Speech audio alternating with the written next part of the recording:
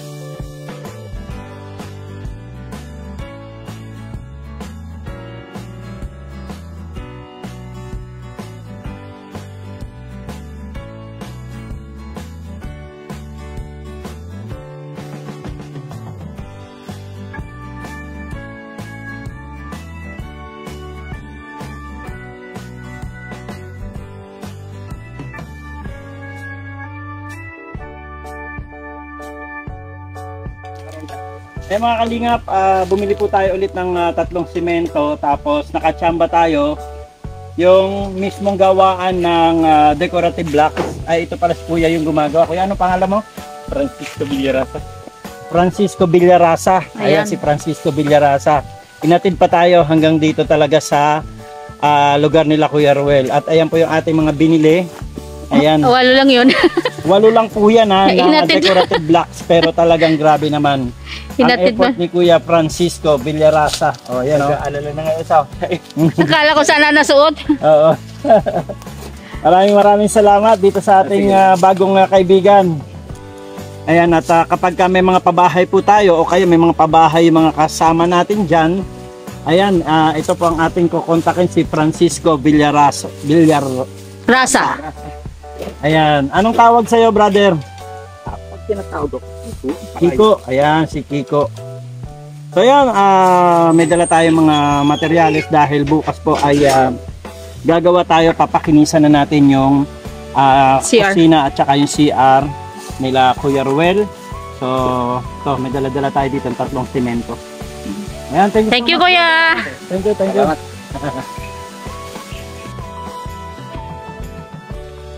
So, ayan.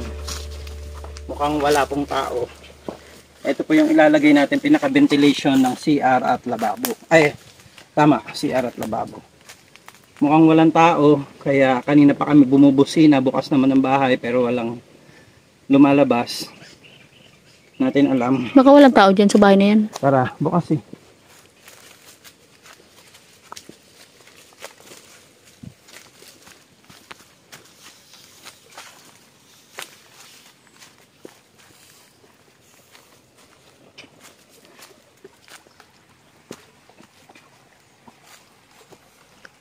Oh my gulay. Ako lagi ang napapaano dito ay. Nabibinyagan.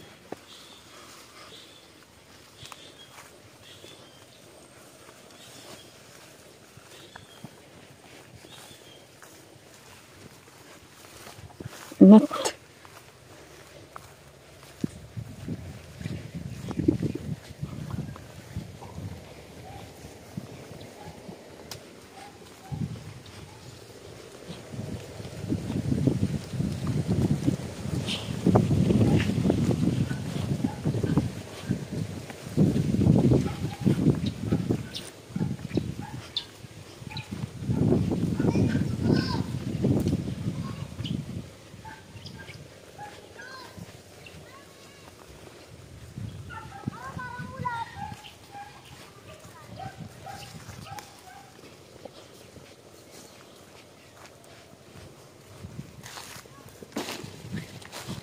Nalala.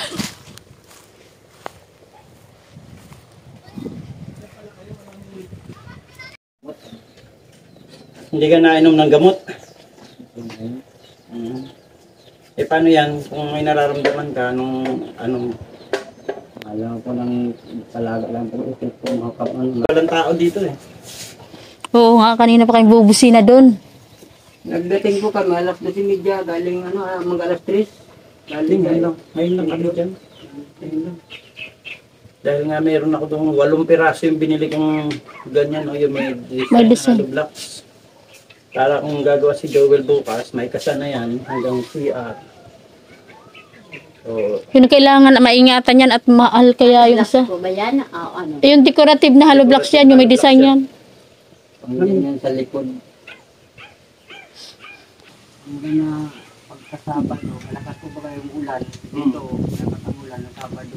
Sa nga niya, grabe ang Hindi man ako lagnat natutulog. na noon, nagtatakig siya. Ang ginawa ko, Nanginginig ako ng yung tulog tamong ako na sa makapal, tamo. tinamong ko sa kanya. Kasi di nakatulog ay sa sopa. O kasi itong veranda, wala ang pang kailangan lain na talaga bilhin. dito, malagyan ng Trapal. trapal. Doon. Naghanap kami ng trapal, wala kami makita yung makapal ba na ano. Ikot kami ng ikot nung ano, Ang nakikita yung kulay blue, manipis. ay manipis. Ayoko naman nun, sabi ko dahil Tako po yun. parang sa ako, ilang ulan at ilang araw lang yung punit na yon. Malulutong yan. Gamit ko sa ano, sa Kaya palengke. ay sabi ko sa inyo, wag na muna yan. Hanap tayo talaga ng maganda. Dapat yung trapal. Dapat nakabili na Yes, yung kami. parang ganito oh. Ayan, ganyan. Ganyan dapat oh. Ano yan, sa truck? Sa truck yan oh.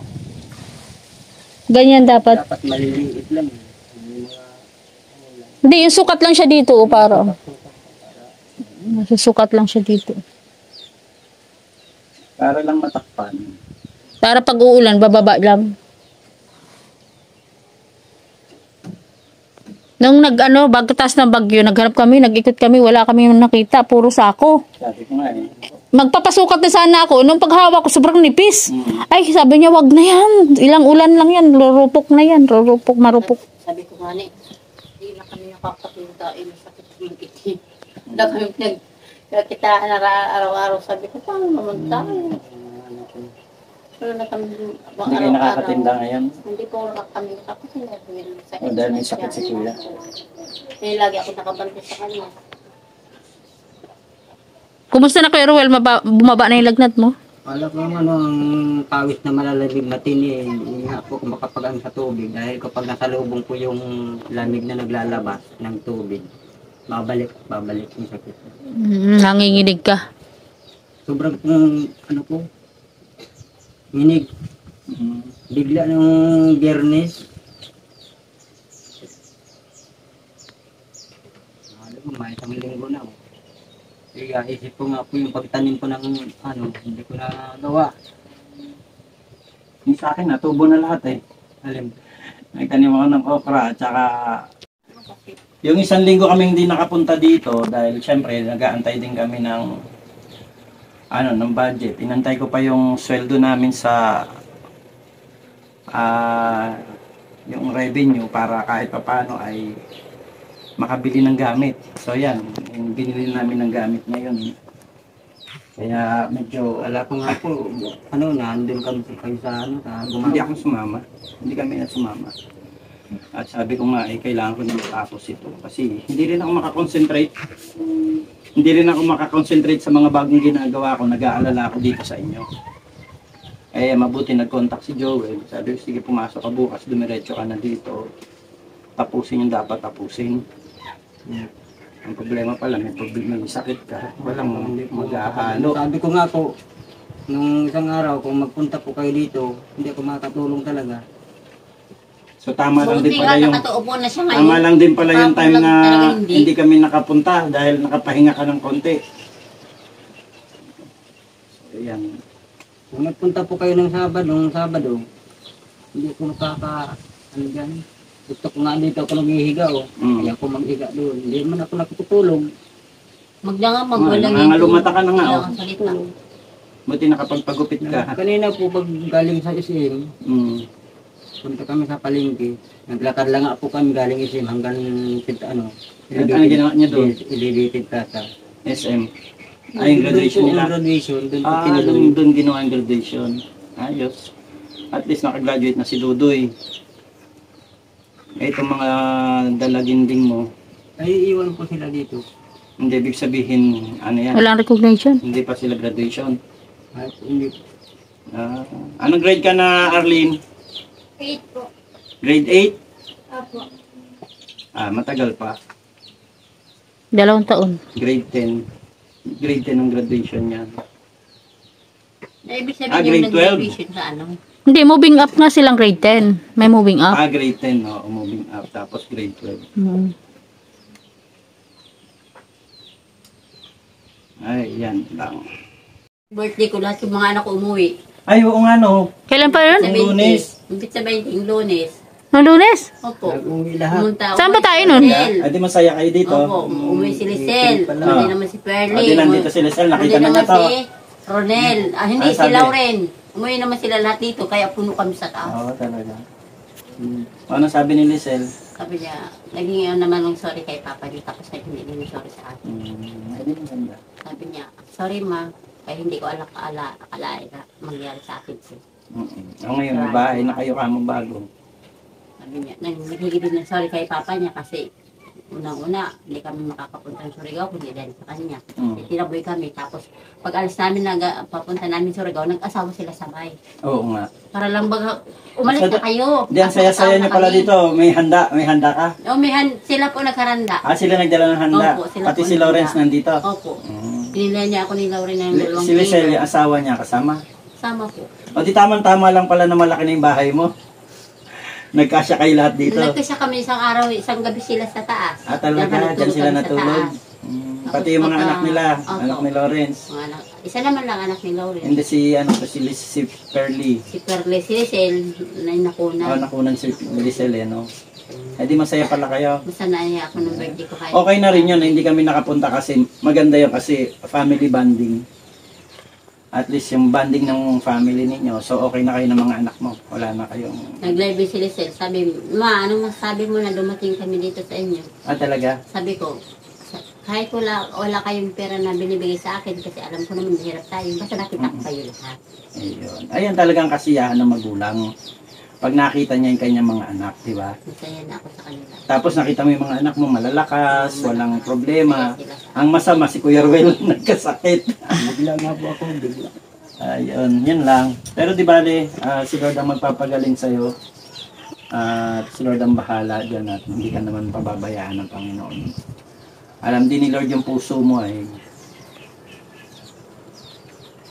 Tamang-tama lang pala din na hindi kami nakapunta pala. At least kahit paano na-relax muna kayo. Kasi ako talaga, sa totoo lang, kahit tanong mo kay Aljos, hindi ako mapakali araw-araw. Nag-aalala ako. Sabi ko lalo na nung umuulan na. Kung nag-aalala ako, baka may problema sila doon. At least maganda doon. Nagkasama-sama pala kayo ng mga anak mo. Naku, tama ko sila. Ano Nakakatuwa pa lang. Nakakatuwa. Yung binili nating simento ngayon na gagamitin natin bukas.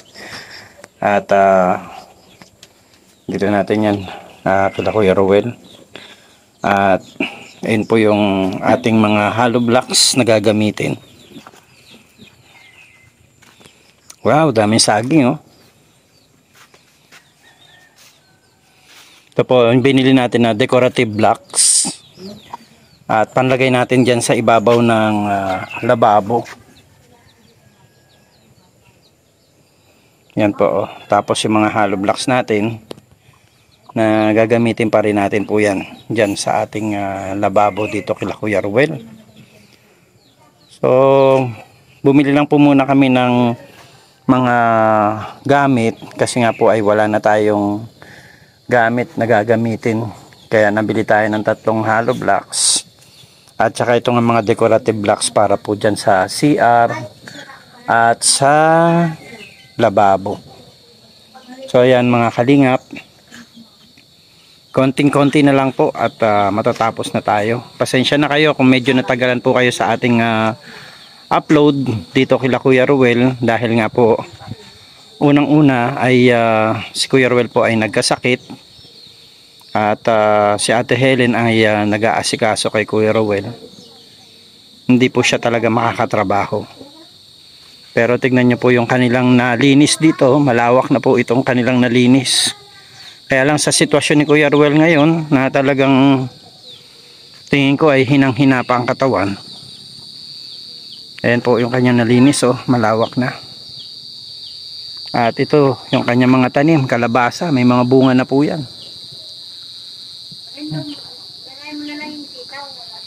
Tapos ito po mga sitaw nila, oh, daming bunga. Grabe, oh. Ay, ang taba ng sitaw nila, oh. Kaaani lang po pala nila dito ng bunga ng sitaw, pero mayroon pa po mga naiwan. Maganda dito sa lugar na to dahil matabaan lupa.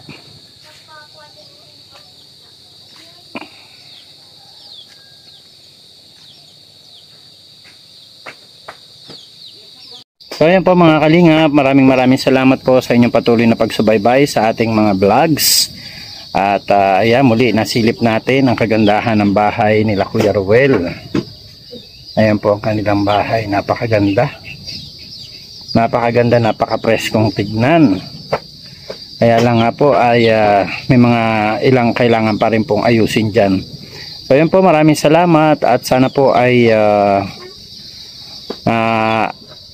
appreciate po ninyo yung ating update ngayon dito sa bahay nila Kuya Ruel. Although sila po ay dyan na naninirahan at kumbaga nagagamit na nila yung bahay, patuloy pa rin po nating tinatapos ang bahay na ito para po ma-ribbon cutting din natin ito. Ayan. Thank you so much po. Ayan, patuloy po nating suportahan Kuya Bal Santos Matubang, Ate Edna Vlogs and Kalingap Rab. At syempre wag po nating kalimutan ang aking may bahay, Aljos Eagle. Maraming salamat po sa inyong patuloy na pagsubaybay sa ating mga videos. At nawa po ay patuloy nating masuportahan mismo sila Kuya Ruel. At syempre yung kinaya lang po ng aming revenue, yung aming nadala dito ngayon para sa bahay nila Kuya Ruel. Thank you so much po. Patuloy po yung kaming suportahan para mas marami pa po tayong matulungan.